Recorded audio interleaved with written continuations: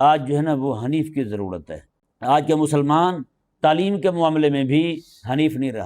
حنیف بندہ جو ہوتا ہے اس کا دل بھی، وہ دنیا کی نہریں جتنی مرضی اس کے راستے میں آ جائیں، لیکن اس کی توجہ محض اللہ تبارک و تعالیٰ کی معرفت کے سمندر کی طرف ہی۔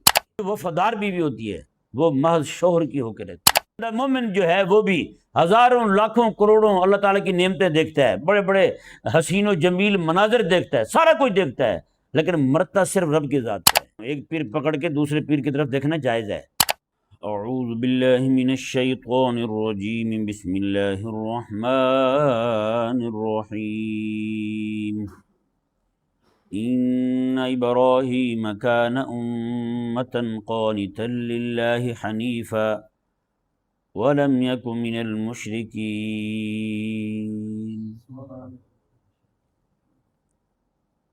اس آیہ مبارکہ میں حضرت سیدنا ابراہیم علیہ نبینا و علیہ الصلوۃ والسلام کی شان مصلحیت کو بیان کیا جا رہا ہے، اور آپ کا یہ تیسرا وصف اس آیہ مبارکہ میں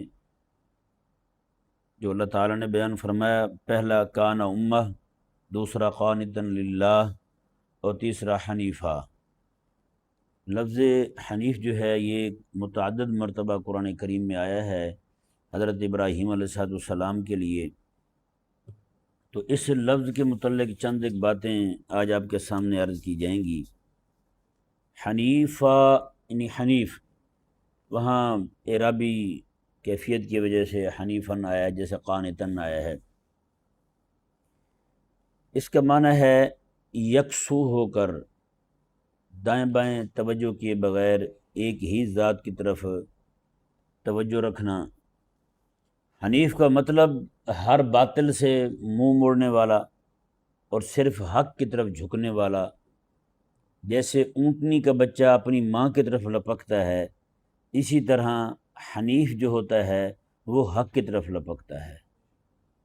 حنیف جو ہوتا ہے اس کی ساری توجہ مکمل جو ہے وہ ہر چیز سے صرف نظر کر کے صرف بارگاہ اقدس کا یعنی اللہ تعالیٰ کی بارگاہ کا ہو کے رہ جاتا ہے۔ حنیف جو ہے وہ اصطلاحی معنی اس کا حنیف کا یہ ہے جو شرک سے بیزار ہو، توحید پر قائم ہو، باطل سے دور ہو، اور نہ دائیں دیکھے نہ بائیں دیکھے، محض اللہ تعالیٰ کی بارگاہ کی طرف دیکھے۔ قرآن کی روشنی میں حنیف کا معنی ایک اور جگہ سورہ آل عمران میں اللہ تعالیٰ نے بیان فرمایا، کیونکہ آقا علیہ السلام کے زمانہ مبارکہ میں یہودیوں نے یہ دعویٰ کیا تھا کہ ابراہیم علیہ السلام ہمارے ہیں، اور نصرانیوں نے دعویٰ کیا تھا کہ ابراہیم علیہ السلام نصرانی تھے، نعوذ باللہ۔ اللہ تعالیٰ نے سورہ آل عمران آیت نمبر 67 میں بیان فرمایا، ما کان ابراہیم یہودی ولا نصرانیہ، فرمایا کہ ابراہیم علیہ السلام جو تھے وہ نہ تو یہودی تھے نہ ہی نصرانی تھے، ولیکن کان حنیفا مسلما، لیکن وہ تو محض اللہ کی بارگاہ کی طرف توجہ رکھنے والے مسلمان تھے۔ ہاں، وہ ان کی تو شان یہ تھی، وہ اللہ تعالیٰ کی بارگاہ کے علاوہ کسی طرف دیکھتے نہیں تھے، کیونکہ یہودیت اور نصرانیت دونوں یہ وہ زاویے تھے، یہ وہ راستے تھے، یہ دو طریق تھے جو راہ حق سے ہٹ چکے تھے۔ آقا علیہ السلام کے زمانہ مبارکہ میں دونوں میں سے ایک بھی حق پہ نہیں تھا۔ تو اللہ تبارک و تعالیٰ نے فرمایا کہ یہودی یہ دعویٰ کرتے ہیں ابراہیم علیہ السلام ہمارے ہیں، نصرانی دعویٰ کرتے ہیں ابراہیم علیہ السلام ہمارے ہیں۔ اللہ تعالیٰ نے فرمایا کہ یہودیت جو ہے اپنا تعلق موسیٰ علیہ السلام سے جوڑتی ہے، نصرانیت اپنا تعلق عیسیٰ علیہ السلام سے جوڑتی ہے، تو یہ دونوں تو ابراہیم علیہ السلام کے بعد آ رہے ہیں، موسیٰ علیہ السلام بھی بعد میں اور عیسیٰ علیہ السلام بھی بعد میں۔ تو تم کس منہ سے کہتے پھرتے ہو کہ ابراہیم علیہ السلام کا تعلق یہودیت کے ساتھ تھا، اور کس منہ سے کہتے پھرتے ہو کہ حضرت ابراہیم علیہ السلام کا تعلق جو ہے وہ نصرانیت کے ساتھ تھا؟ میں یہودیت و نصرانیت تو ہے ہی بعد میں، کہ نہیں سمجھ آئی؟ یہ تو ہے ہی بعد میں بھائی۔ اللہ اکبر کبیرہ۔ آپ دیکھیں جی، اللہ تبارک و تعالیٰ نے یہی سورہ نحل شریف آیت نمبر 120 میں ابراہیم علیہ السلام کا یہی وصف بیان فرمایا کہ حنیفہ، میں کہ ہر باطل سے الگ ہو کے محض اللہ تعالیٰ کی طرف توجہ رکھنے والے۔ میں یہاں آپ کے سامنے چند ایک مثالیں بیان کروں گا۔ حنیف ہوتا کون ہے؟ حنیف ہوتا کون ہے؟ ہمارے ہاں سچی بات ہے، مسلمانی کا دعویٰ کرنے والے بہت ہیں لیکن حنیف لوگ بہت کم ہیں۔ سمجھ نہیں آیا؟ اللہ تعالیٰ نے جہاں مسلمہ فرمایا نا وہاں پہلے حنیفہ فرمایا ہے. حنیف مسلم کون سا؟ حنیف مسلم. انہوں نے کہا تھا یہ یہودی ہے نصرانی ہے، اللہ نے ولیکن کہا نا حنیف مسلمہ، میں وہ تو حنیف مسلم ہیں. یعنی حنیف پہلے فرمایا اللہ نے، مسلم بعد میں فرمایا. وہ اس بات میں کوئی ہے نا وزن، اس لیے اللہ تبارک و تعالیٰ نے یہ ترتیب رکھی ہے. حنیف ہر باطل سے الگ رہنے والا، مسلمہ مسلمان. یعنی پہلے جو وصف بیان کیا اللہ نے وہ سلبی ہے، دوسرا ایجابی ہے. پہلے میں ہر باطل سے دور رہنے والا، ہٹنے والا، ہر باطل کو پرے کرنے والا. مسلمہ اللہ کی بارگاہ میں جھکنے والا. اگر آپ اور میں ہم غور کریں تو یہ حنیف مسلمہ جو ہے یہ کوئی چھوٹی بات نہیں ہے، یہ ترتیب ہی بڑی معنی خیز ہے. یہ ترتیب وہ ترتیب ہے جو اللہ نے کلمے میں ہمیں دی ہے، کلمہ میں ہمیں عطا فرمائی ہے. وہ ترتیب کیا ہے؟ آپ حیران ہوں گے. ہم کلمہ پڑھتے نا لا الہ الا اللہ، حالانکہ ہونا تو یہ چاہیے تھا کہ اللہ ہے اس کے علاوہ کوئی نہیں، لیکن اللہ نے فرمایا کہ میرے جو دشمن ہیں نا اور میرے جو راہ روکنے والے ہیں سب سے پہلے ان کی نفی کرو، بعد میں میرا اس بات کرنا، بعد میں میری بات کرنا. یعنی پہلے جو اللہ تبارک و تعالیٰ کے مقابل کھڑے کیے گئے، اللہ تعالیٰ کا جن کو ساجی قرار دیا گیا ہے، جن کو اللہ کا شریک قرار دیا گیا ہے، اللہ نے فرمایا پہلے ان کی نفی ہو، بعد میں میری ذات کا اس بات ہو. میں لا الہ، کوئی الہ نہیں ہے الا اللہ، سوائے اللہ کے. سمجھ آئے نہیں سمجھ آئے؟ یہ وہی آگے نا. پہلے لا الہ کون سا معنی ہے؟ سلبی ہے.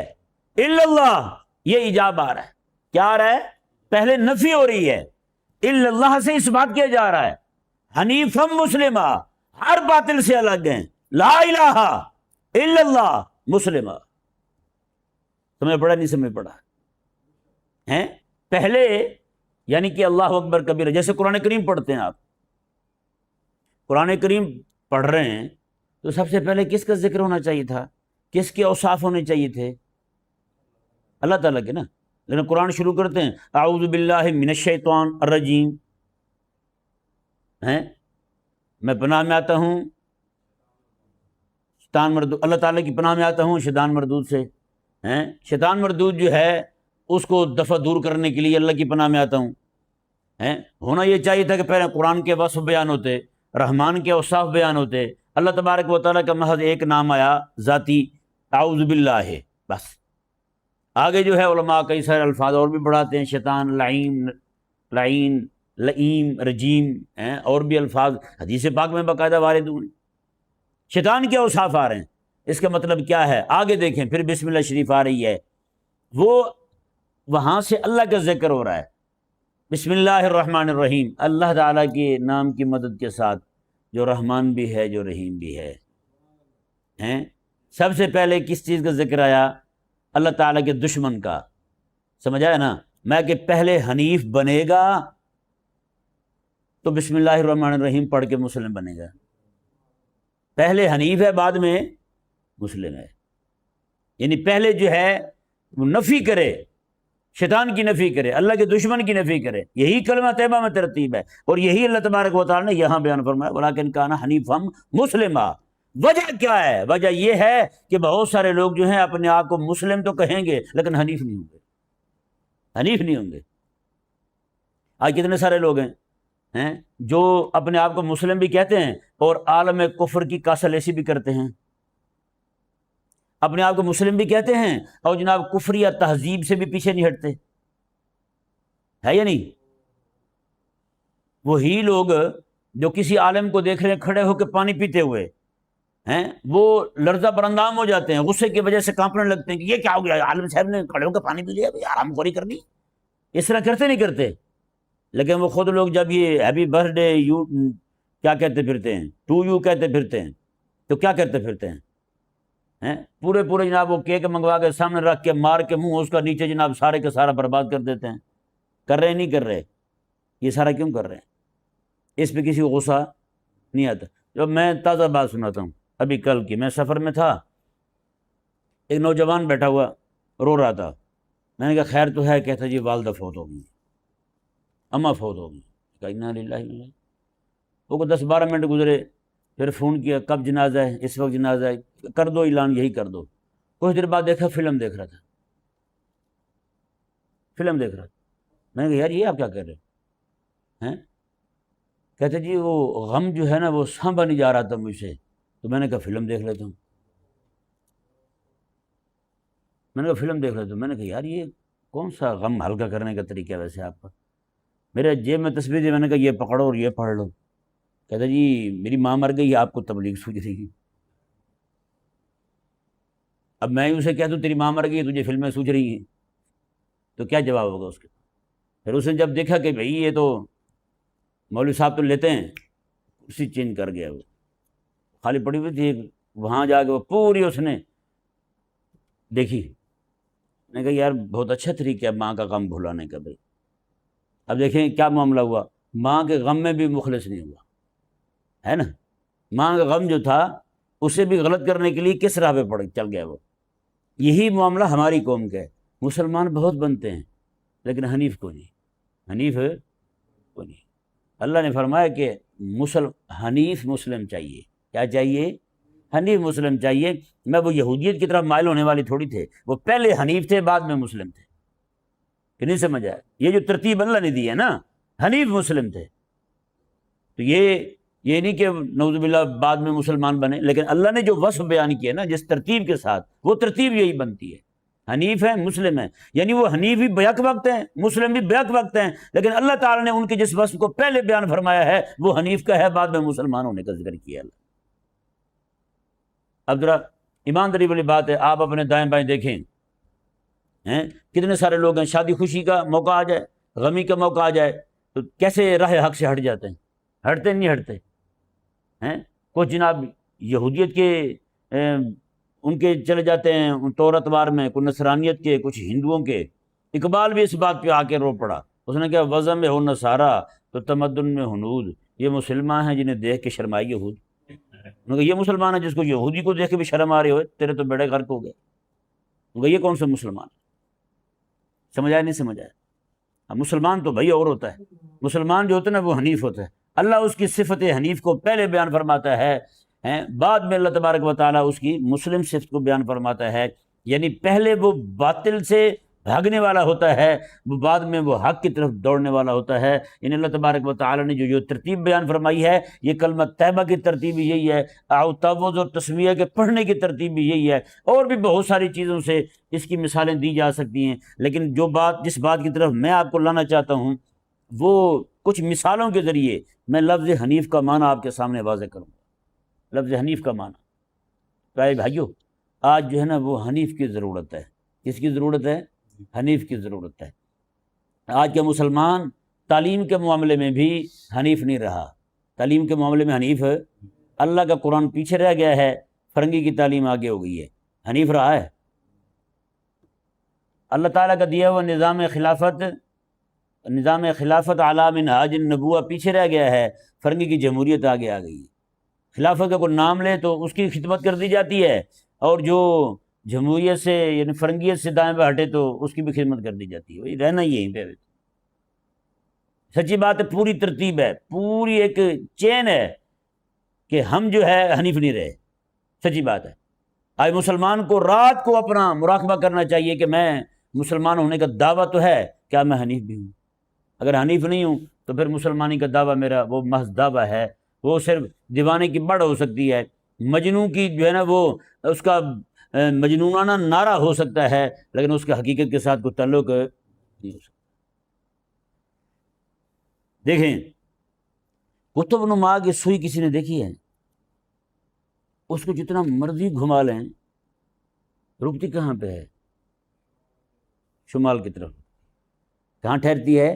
شمال کی طرف ٹھہرتی ہے، وہ کسی اور جانب ٹھہرتی بالکل نہیں ٹھہرتی، وہ ایک ہی جگہ ٹھہرتی ہے۔ بندہ مومن جو ہے نا، دنیا میں جتنے مرضی طوفان آ جائیں، جتنے مرضی معاملات آ جائیں، وہ ٹھہرتا صرف اپنے رب کی بارگاہ کی طرف ہی ہے، اس کی توجہ ادھر ہی جاتی ہے یا نہیں؟ ایسے حضرت ابراہیم علیہ السلام ہے نا، آپ کو آگ میں ڈالا گیا، اب بتائیں جو بندے اس بندے کو آگ میں ڈالا جا رہا ہو، وہ سب سے پہلے اس کا ذہن کس کی طرف جاتا ہے؟ دائیں بائیں کھڑے لوگوں کی طرف جاتا ہے یا نہیں؟ کسی بندے کو بندہ گولی مارنے لگے تو سب سے پہلے وہ معافی مانگنے کے لیے، مدد مانگنے کے لیے کس کی طرف ہاتھ اٹھائے گا؟ جو سامنے کھڑا ہوگا۔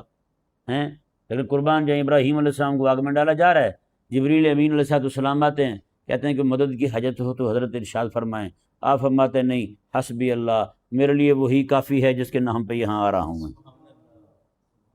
بتائیں، یہ ہے قطب نما کی سوئی ہیں، جیسے قطب نما کی سوئی ایک ہی جگہ ٹھہرتی ہے، دائیں بائیں دیکھتی بھی نہیں ہے، کہیں ٹھہرتی بھی نہیں ہے، تھوڑی دیر کے لیے وقفہ بھی نہیں کرتی، کوئی سٹاپ بھی نہیں کرتی۔ یہ جو بندہ مومن ہے نا، اس کے دل والی جو سوئی ہے، اس کے ٹھہراؤ کی جگہ فقط مالک عز و جل کی بارگاہ ہے۔ سمجھنی ہے؟ تو بندہ مومن کا ایمان بھی جب تک یوں نہ ہو جائے کہ صرف قطب نما کی سوئی کی طرح شمال میں آ کے ٹھہرے، تب تک بندہ مومن جو ہے اس کا ایمان بھی کامل ہو سکتا نہیں ہے۔ دریا بہتے، میں مثالیں صرف وہ دے رہا ہوں سادی سادی، جیسے میں نے ابھی مثال دی ہے قطب نما کی سوئی کی، تو حاجی محمد شریف صاحب نے فوراً فرمایا کہ وہ شمال کی طرف ٹھہرتی ہے۔ سمجھ نہیں آیا؟ مثالیں میں وہ آپ کے سامنے رکھتا ہوں، کوشش یہی ہوتی ہے کہ عام فہم بات ہو، آپ گزریں بھی صحیح نہ، سچی بات ہے۔ کئی سارے دوست ہیں مجھے کہتے ہیں آپ کا درس سن کے مثالیں جو ہے نا وہ جٹکی دیہاتی قسم کی مثالیں ہوتی ہیں آپ کی، کہیں ہم گزر رہے ہوتے ہیں نا، کوئی شاید دیکھ کے پہلے کوئی اور چیزیں ذہن میں آتی تھیں، اب آپ کی باتیں ذہن میں آتی ہیں، یعنی قرآن حدیث کی باتیں ذہن میں آتی ہیں، اللہ کی توحید کی باتیں ذہن میں آتی ہیں۔ دیکھیں دریا ہے نا، دریا بہہ رہا ہے، دریا بہتا جا رہا ہے، وہ بالکل دریا کا رخ کیا ہوتا ہے بھلا؟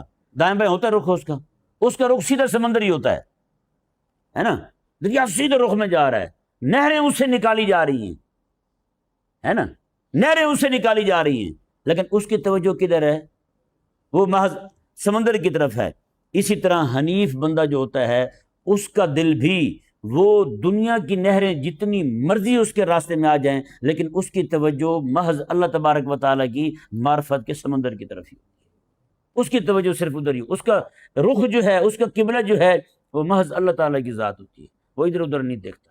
یعنی بندہ جس طرح ایک عام بندہ ہے نا، وہ ہر معاملے میں یہ دیکھتا ہے یار میرا محبوب راضی ہو جائے، بندہ مومن جو ہے وہ بھی یہی سوچتا ہے کہ بس میں اپنے محبوب حقیقی یعنی اللہ تعالیٰ کو راضی کر لوں، بس اس کے علاوہ اس کی اور کوئی خواہش اور مرضی نہیں ہوتی۔ عام زندگی کی مثال دیکھیں آپ، خواتین ہوتی نا ہمارے ہاں ہیں، خاتون جو ہوتی ہے، ہزاروں بندوں پر بھی اس کی نگاہ پڑ جائے نا، لیکن وہ اپنی نظر کو اور اپنے دل کو اپنے شوہر کے لیے رکھتی ہے۔ وفادار عورت کی بات کر رہا ہوں، 8 مارچ والی ان کو نہیں، کہ نہیں سمجھ آیا؟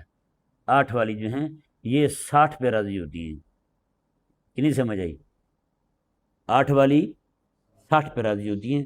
جس طرح انہوں نے جنسی آلودگی یہاں پھیلا رکھی ہے، ان کی خواہش ہے کہ جنت میں بھی یہی گند ہو، کہتی ہیں کہ یہاں مردوں کو بیوی ملتی ہیں، جنت میں ان کو حوریں ملیں گی تو ہمیں کیا ملے گا، ہے نا؟ کیا چاہتی ہیں؟ گند چاہتی ہیں۔ جیسے یہاں یہ کھلی چھٹی پھرتی ہیں، یہ چاہتی ہیں کہ وہاں بھی ہمارے ساتھ معاملہ یہی ہو۔ تو 8 والی کیا ہوتی ہیں؟ 60 والی ہوتی ہیں۔ تو نہیں، مومنہ عورت جو ہے وہ توحید والی ہوتی ہے۔ وہ کیا ہوتی ہے؟ توحید والی ہوتی ہے۔ توحید یعنی ایک کو ماننے والی ہوتی ہے۔ بس دیکھیں جی، بیوی جو ہے، جو وفادار بیوی ہوتی ہے، وہ محض شوہر کی ہو کے رہتی ہے۔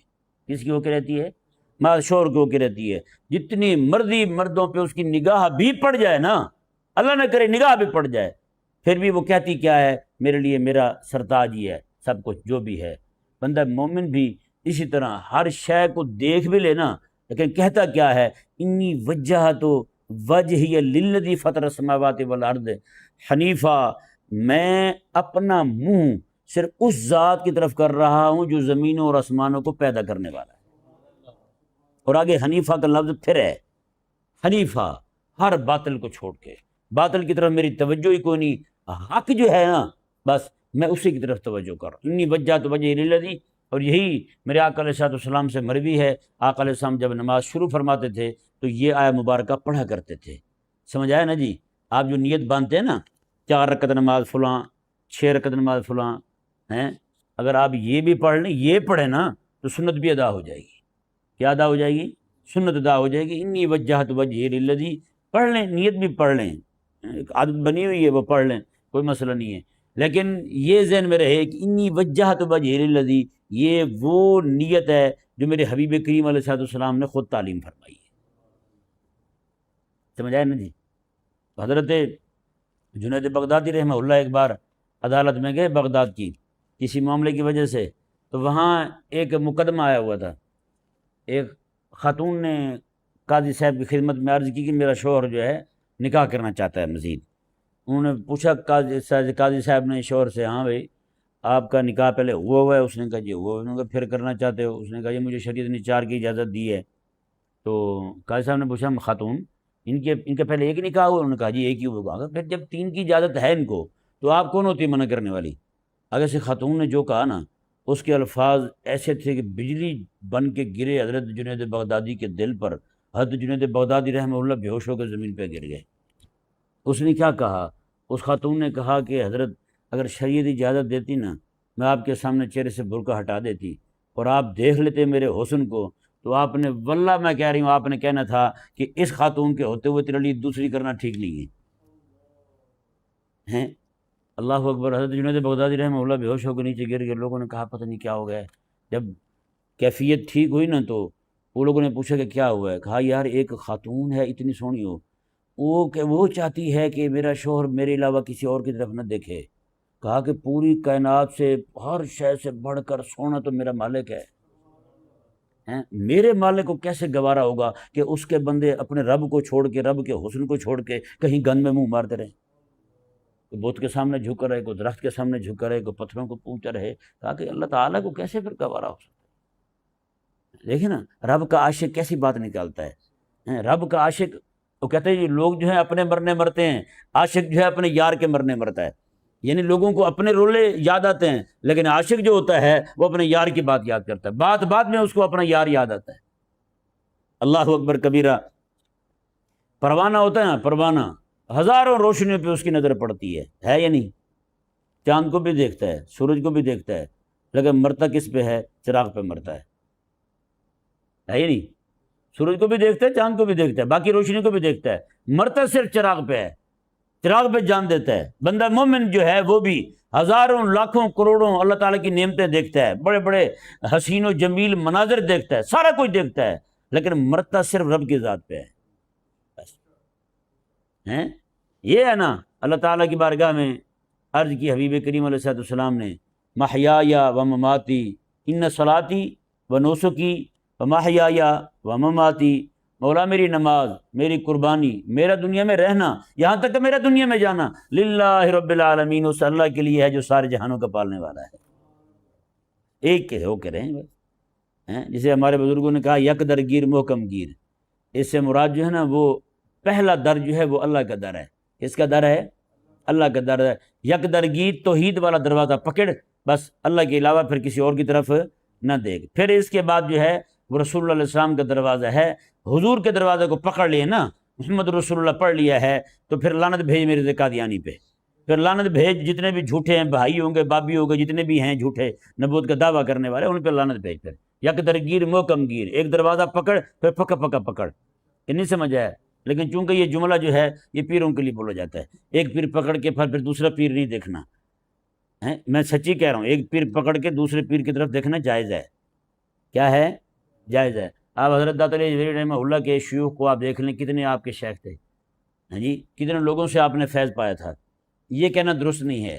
یک دیگی محکم گیر، پیر کا دروازہ پکڑ کے پھر کسی اور عالم کو بھی نہ دیکھو، کسی شیخ کو نہ دیکھو۔ یہ صرف پیر جو ہے نا اپنے مریدوں کو کولو کا بیل بناتے ہیں، وہ دانت کی طرح جو ہے نا صرف ان کے آستانے پہ ٹکرے مارتے رہیں اور کوئی کہیں سے علم کی بات ہی نہ لیں۔ ایک بہت بڑے پیر کے بارے میں نے سنا ہے، ان کی وہ کہیں پہ ان کی آمد تھی تو وہاں ایک عالم بہت بڑے آئے ہوئے تھے، ان کے مرید ان کو سننے چلے گئے، اس عالم کو، پیر صاحب ناراض ہو گئے۔ انہوں نے کہا جی آپ اس عالم کو سننے کیوں گئے؟ انہوں نے کہا جی کیوں، خیر تو ہے، عالم ہی تھے نا، ہمارے ہی مسلک کے تھے۔ کہا کہ نہیں جی، یک درگیر محکم گیر، آپ نے پیر کو پکڑے تو پھر پیر کو پکڑ رکھیں، آگے پیچھے نہ دیکھیں آپ بس۔ یہ نہ کریں یار، امت کو گمراہ نہ کریں۔ اللہ اکبر کبیرہ۔ دیکھیں جی، بازار میں بچہ کھو جائے نا، بازار میں بچہ کھو جائے، ہزاروں لوگ بھی اسے آواز دے رہے ہوں، بچہ کسی طرف متوجہ ہوتا ہے؟ ہلکی سی آواز اس کے کان میں اس کی ماں کی پڑ جائے، کیسے بھاگ کے آ کے ماں کے سینے لگ جاتا ہے یا نہیں؟ بھاگ کے آ کے ماں کے سینے کچھ مٹ جاتا ہے۔ بندہ مومن جو ہوتا ہے نا وہ بھی یہی ہوتا ہے، ہزاروں مناظر دنیا میں دیکھتا ہے، ہزاروں حسین چیزیں دنیا میں دیکھتا ہے، لیکن بھاگتا کس بارگاہ کی طرف ہے؟ اپنے رب سونے کی بارگاہ کی طرف۔ یہ ہے حنیف کا معنی۔ یہ کیا ہے؟ یہ ہے حنیف کا معنی۔ مسافر ہے جی، دنیا کے کسی بھی کونے میں ہو، جب نماز کا وقت آتا ہے اس کا منہ کس طرف ہو جاتا ہے؟ قبلے کی طرف۔ کس طرف منہ ہو جاتا ہے؟ قبلے کی طرف، یعنی اللہ کی طرف ہو جاتا ہے منہ اس کا۔ فَإِنَّمَا تُوَلُّوا فَثَمَّ وَجْهُ اللَّهِ، تم جس طرف بھی منہ کرو گے نا اللہ تعالیٰ کو ادھر ہی پاؤ گے، تم منہ اس کا اللہ تعالیٰ کی طرف ہو جاتا ہے، یعنی حکم اللہ تعالیٰ کا کعبے کی طرف منہ کرنے کا، تو اللہ تعالیٰ کی طرف ہی ہو گیا منہ، تو منہ اس کا کعبے کی طرف ہو جاتا ہے۔ تو فرمایا کہ بندہ مومن جو ہے وہ زندگی کے کسی بھی موڑ پر آ جائے، اس کے فیصلے کا رخ بارگاہ عز و جل کی طرف ہی ہوتا ہے، بارگاہ عز و جل کی طرف ہی ہوتا ہے۔ درخت پر جو ہے نا ہزاروں شاخیں لگتی ہیں، لاکھوں پتے لگتے ہیں، ہوتا یا نہیں ہوتا؟ لیکن اس کی زندگی جو ہے وہ پتوں پہ منحصر نہیں ہوتی، موٹی موٹی ٹہنیاں ہوں اس پہ منحصر نہیں ہوتی، وہ جو چھپی ہوئی اس کی جڑیں ہوتی ہیں نا، اس کی زندگی کا تعلق ان جڑوں کے ساتھ ہوتا ہے۔ یہ جڑیں نظر بھی نہیں آ رہی، یہ جڑیں نظر بھی نہیں آ رہی، جو نظر آ رہا ہے اس پر اس کی زندگی کا انحصار نہیں ہے۔ اس کی زندگی کا انحصار جو ہے وہ محض کس بات پر ہے؟ اس کی جڑ پر ہے۔ تو بندہ مومن جو ہے نا وہ ہزاروں چیزیں اس کے سامنے ہوں، لیکن اس کی ایمانی زندگی کا جو مدار ہے نا وہ صرف توحید والی جڑ پر ہے۔ کس پر ہے؟ توحید والی جڑ۔ یہ جو چیز ہے نا، یہی چیز اس کی ایمانی زندگی کو، روحانی زندگی کو، وجدانی زندگی کو، اس کی رحمانی زندگی کو بچانے والی ہے۔ بندہ رحمانی رہتا ہے، ربانی رہتا ہے، نورانی رہتا ہے، روحانی رہتا ہے، تو محض اللہ تبارک و تعالیٰ کی توحید والی شاخ کی بنیاد پر رہتا ہے۔ یہی وجہ اللہ تبارک و تعالیٰ نے اس کلمہ طیبہ کو درخت طیب کے ساتھ مثال دی ہے۔ کس کے ساتھ مثال دی ہے؟ شجر طیب کے ساتھ۔ نہ یہ شجر طیب ہے، جیسے اسے درخت جو ہے نا ایمان والا، اس دنیا کا جو درخت ہے ان کی جڑوں کو پانی ملتا رہے، پھلتے پھولتے رہتے ہیں، ان میں پھل لگتے ہیں۔ میں کہ یہ جو ایمان والا ہے نا درخت کلمہ طیبہ، اس کو اگر اللہ تعالیٰ کی معرفت کی، توحید کی یہ خوراک ملتی رہے تو فرمایا اس سے پھر عمل کے پھل نکلتے ہیں۔ مومن پھر روزے بھی رکھتا رہتا ہے، حج بھی کرتا رہتا ہے، زکوٰۃ بھی دیتا رہتا ہے، اللہ تعالیٰ کے دین کے غلبے کے لیے کام بھی کرتا رہتا ہے۔ سمجھ آیا نہیں سمجھ آیا؟ تو یہ جو ہے نا آخری بات سماعت فرما لیں، حضرت بلال رضی اللہ تعالیٰ عنہ جو ہیں آپ کو تپتی ریت پہ لٹا کے، گرم پتھر سینے پہ رکھ کے آپ کو کہا جاتا ہے لات اور عزا کا نام لو، ہاں جی، بڑا بت جو ہے ان کا اس کا نام لو۔ حضرت بلال رضی اللہ تعالیٰ عنہ کیا کہتے ہیں؟ کہتے ہیں کہ میں ان کی طرف دیکھتا بھی نہیں، کیونکہ میں حنیف ہو چکا ہوں۔ کیا ہو چکا ہوں؟ حنیف ہو چکا ہوں، لہٰذا ان کی طرف نہیں دیکھتا۔ میں مسلمان ہو چکا ہوں، لہٰذا احد احد پکاروں گا میں۔ کیا پکاروں گا میں؟ احد احد پکاروں گا۔ حنیف ہو چکا ہوں، ان کی طرف دیکھتا بھی نہیں، مسلمان ہو چکا ہوں، احد احد پکاروں گا۔ لا الہ الا اللہ، یہی مطلب ہے حنیف مسلمہ کا۔ یہ جو اللہ تعالیٰ نے ترتیب رکھی ہے، واللہ کہہ رہا ہوں یہ ترتیب آج پہلی بار مجھے یہی گفتگو کرتے ہوئے سمجھ آئی ہے، اور ہزار نہیں کروڑوں جانوں سے اس ترتیب پہ قربان ہونے کو دل کرتا ہے۔ قسم خدا کی جو اللہ نے ترتیب دی ہے نا، یہی کلمے کی ترتیب ہے، یہی باقی چیزوں کی، اور یہ ترتیب آج سے نہیں ہے۔ لا الہ الا اللہ کا یہ جو جز ہے نا، یہ آدم علیہ السلام سے چلتا آ رہا ہے، آدم علیہ السلام سے چلتا آ رہا ہے۔ اس کا مطلب یہ ہے ہر دور کا مسلمان جو ہے اس کی صفت کا جب بھی ذکر کیا جائے گا، پہلے صفت حنیف کا ذکر ہوگا، بعد میں صفت مسلمان کو ذکر ہوگا۔ اللہ تبارک و تعالی ہم سب کو بھی مسلمانی کے دعوے کے ساتھ حنیف بننے کی توفیق عطا فرمائے۔